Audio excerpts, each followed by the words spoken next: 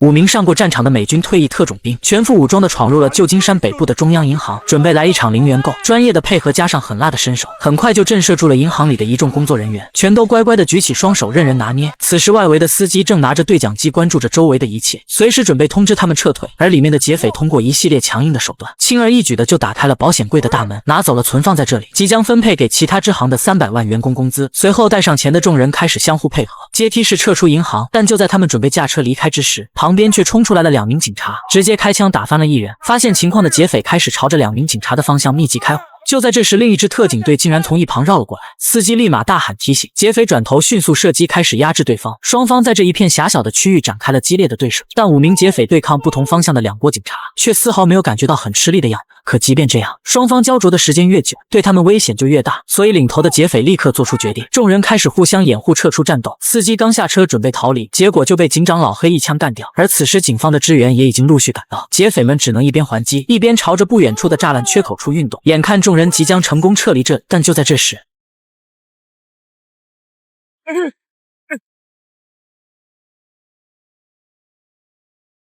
完全压制住对方之后，几人架起受伤的队友快速脱离了战斗。离开的众人抢走了停在路边的一个小伙子的汽车，接着猛踩油门朝着远处狂奔。而此时身后的警察也已经追了上来，但司机却不敢有丝毫怠慢，继续将油门踩到底。可很快他们前面的路就被又一名赶来的警车挡死。驾驶员见状立刻开始倒车，而副驾驶则直接将头探出窗外，对着警车就是一顿疯狂输出，然后一个极限漂移掉头朝着反方向驶去。但这次赶来的2辆警车并没有撞击他们，而是双双选择躲开。逃离的众人来到了一处偏僻的路口，刚刚打算换车，却看到又一辆警车朝他们驶来。劫匪见状，直接一梭子子弹射了过去。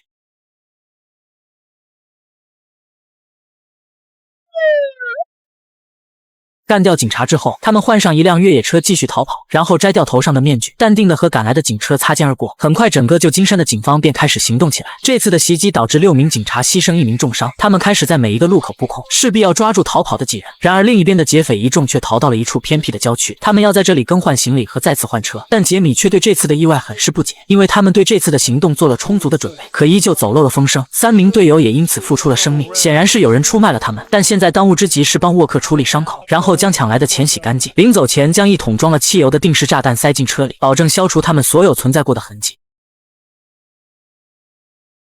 很快，负责此次案件的老黑警长来到了事发现场，手下将掌握的情况告诉了他。他们之所以知道有人会抢劫银行，原来是在2天之前，他们的人逮捕了一个名叫彼得文的电脑高手，是这人将杰米一众打算抢劫银行的事告诉给警方的。而彼得文之所以会知道杰米一众的行动，是因为事发之前，杰米曾找他帮忙破解银行的安保系统。这下一切似乎都已经很清楚了。而他们之所以没有成功逮捕逃跑的几人，是因为对方拥有强悍的火力配置，并且战术素养也是相当的高。手下猜测这是一群上过战场的退役老兵。听到手下的话，老黑陷入了沉思。如果真是这样，那破案对他们来说就比较棘手了。同时，另一边的杰米和保罗则带着受伤的沃克来到了策划抢劫银行的这人家中。保罗二话不说，直接一拳将胖子打翻。他认为自己几人之所以会遭到袭击，绝对是胖子出卖了他们。杰米见状，怕再生事端，赶紧上前阻止保罗。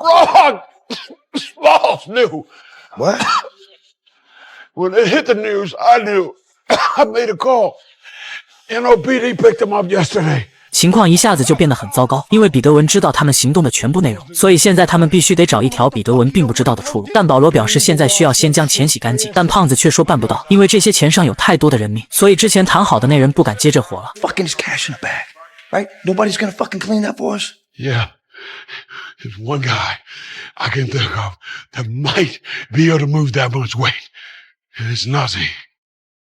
胖子所说的这个努西是旧金山最大的黑帮老大，对方可能愿意接这个活，但提成绝对会很高，最少可能要达到 50%， 可现在也只能这样了。于是胖子准备打电话给黑老大，可就在这时，杰米的妻子露西却冲了进来，对着保罗就是一顿粗糙的言辞。如果不是杰米拉着，我感觉露西能生吞了保罗。原来露西一直对保罗就有意见，保罗一直以来的做事风格都让他惶惶不安。露西认为保罗可能会让他们失去一切，杰米只能在一旁极力的安抚露西。露西也在杰米的怀中慢慢冷静了下来。杰米告诉露西，等这个事过去之后，他就带着他和女儿去一个没人知道的地方，开开心心的一起生活。而杰米的话也似乎让露西安心了些。但现在当务之急是找个地方帮沃克治伤，因为沃克的伤势已经不能再拖了。而露西也表示要和他们一起去，刚好他们需要一个不扎眼的司机，警察不会注意一个漂亮的黑发女人。很快三人就带着沃克找到了一名战友，此人在部队时是一名卫生员。看到受伤的沃克，卫生员立马开始动手。而此时杰米却接到一个电话，是胖子打过来的。原来胖子已经和黑老大努西谈好了提成比例，但让杰米意外的是，对方提出的提成比例远远超出了市场正常水平，足足有70%之多，并且他们还不能讨价还价。可是到如今，就算对方要的比例再高，他们也没有任何的脾气，只能按对方的要求来。当然，杰米知道保罗的脾气，所以并不打算现在将这个情况告诉给保罗。而屋内的卫生员在检查完沃克的伤势之后，却表示无能为力，因为沃克失血过多，并且子弹射穿了腹腔，导致消化系统出血，所以必须去大医院才能医治。That gonna happen.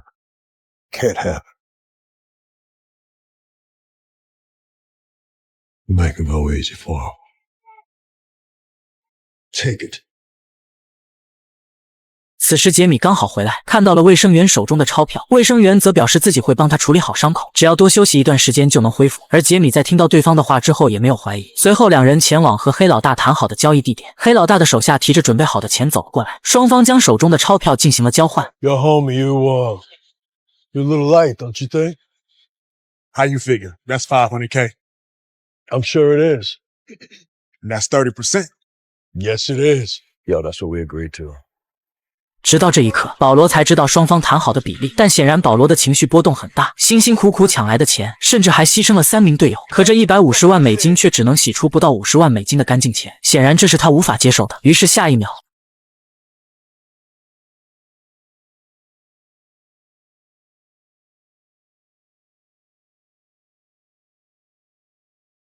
但有一名混混却在他们的枪口下逃出升天，杰米赶紧追了上去，可最终还是让对方跑了。杰米对保罗的操作很是愤怒，但现在他们必须先离开这里。露西见状，立马将车调转了方向。保罗和杰米则提起了所有的钱，迅速坐上了车，又一次开始逃离。很快，跑掉的混混就将电话打给了黑老大努西。在得知自己的人被袭击之后，努西很是愤怒，于是示意手下最得力的干将开始出手。而另一边的老黑正在对彼得文展开突击审问。彼得文表示，两人看起来好像是兄弟，那个年轻些的比较精明，而那个年长一点的就比较暴躁。两人身上都挂了一张银质吊牌，而那个年长一点的身上还纹了海军陆战队字样的纹身，吊牌上的名字都是谢里登什么的。听到这里的警员立马给调查中心打去了电话，并且很快就得到了2张照片。等到彼得文看到照片之后，一口咬定就是这两人没错，有了具体的线索，接下来对他们的破案来说就要轻松很多。此时的保罗和杰米则返回到了胖子这里，但当看到沃克之时，保罗似乎有些惊讶。此时的杰米也终于忍不住了，他认为这一切都是保罗造成的，也确实如此。保罗做事根本就不看后果，现在他们不仅要躲避警察，还得罪了黑帮，这无疑是在他们的现状上火上浇油。杰米表示，如果这次能顺利逃离，他就要和保罗分道扬镳，再也不见面了。但保罗听完这话后却很是恼火。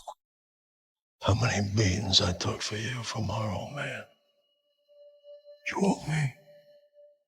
After tonight, the debt's paid. I'm your fucking brother. But that don't mean nothing to you. This is about her, ain't it?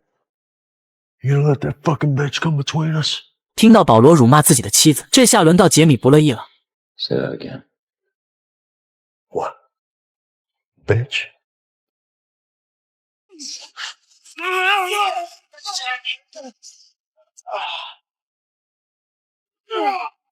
但就在杰米将保罗打翻的同时，努西派的手下也赶到了。胖子还想上前阻止，结果直接被一枪送走，就连杰米也被对方一枪托打晕。等到几人再次醒来之时，已经被带到了努西的秘密基地，他们全都被五花大绑的控制了起来。很快，努西便带着手下大摇大摆的走了出来。对于保罗不久之前耍了自己，努西非常的不爽。混黑道这么多年来，一直是自己耍别人，从来没有人敢挑衅自己的权威，但保罗却丝毫不惧。不仅如此，他还向努西细细描述了杀死他弟弟的过程。本以为这番话会完全激怒努西，但没想到努西只是淡淡的一笑，然后命令手下从一旁的容器中盛出了一瓢烈性浓硫酸，直接从沃克的头上浇了下去。No, no! No! No! Fucking no! No! Take that, motherfucker! 这就是保罗挑衅他的后果，他会让保罗亲眼看着自己的同伴一一被自己折磨而死。显然这比杀了保罗还难受。随后努西又将目标放在了杰米身上，他知道保罗和杰米兄弟相称，所以他要看看保罗的反应。但就在努西盛起浓硫酸朝着杰米头上浇下去的下一秒，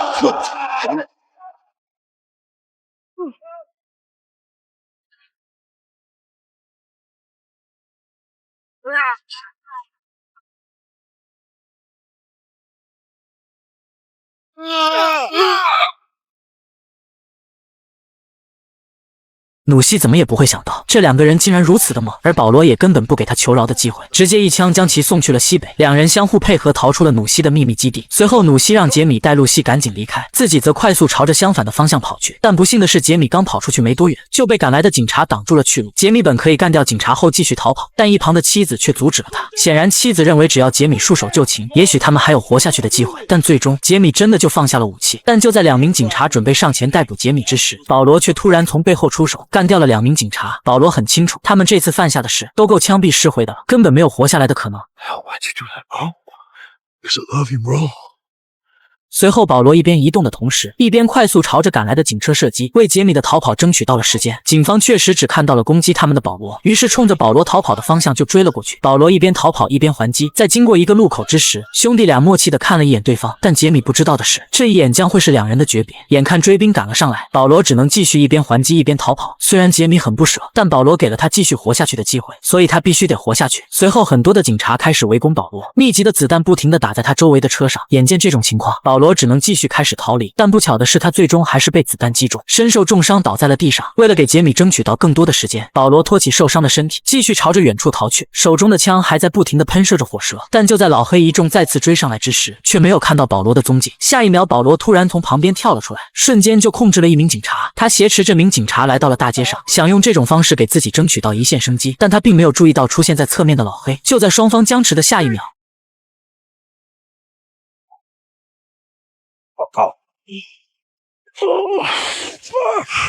最终，保罗还是倒下了，直到最后没有了呼吸。保罗也没有透露出有关弟弟的任何信息。也许这一切所有人都料到。而另一边的杰米也和妻子顺利逃出了警察的包围圈。他很爱妻子和女儿，但现在他不得不离开，因为妻子并没有暴露，所以他让妻子回家，女儿需要他。随后，两人依依不舍地在车站做了道别。对于杰米来说，这一切也许是新的开始。第二天一早，老黑便来到了杰米的家中，但没想到他并没有直接去询问杰米的下落，而是很随和地和露西聊着天。从这个过程中得知，两人的女儿艾美在不久之前刚做完手术，先天性心脏病，这种手术需要非常昂贵的药物，所以这就可以明白杰米抢银行的目的了。老黑为了不让露西太过紧张，还拿出女儿的照片给露西看，两人就这样简单的拉着家常，直到谈话结束。老黑也没有向露西问及关于杰米的任何信息。 How'd that go? It went. And what about her? Bad guys are dead. All the money's recovered. It's over. Yeah, we could charge her, absolutely ruin her. And her daughter would probably get put in the system. 老黑是一个真正的好警察，也许他的做法对于司法来说是错误的，但从情理上来说，他做了最正确的选择。故事的最后，杰米一家来到了国外，在一处海边小镇落脚，一家人继续幸福的生活在了一起。此剧结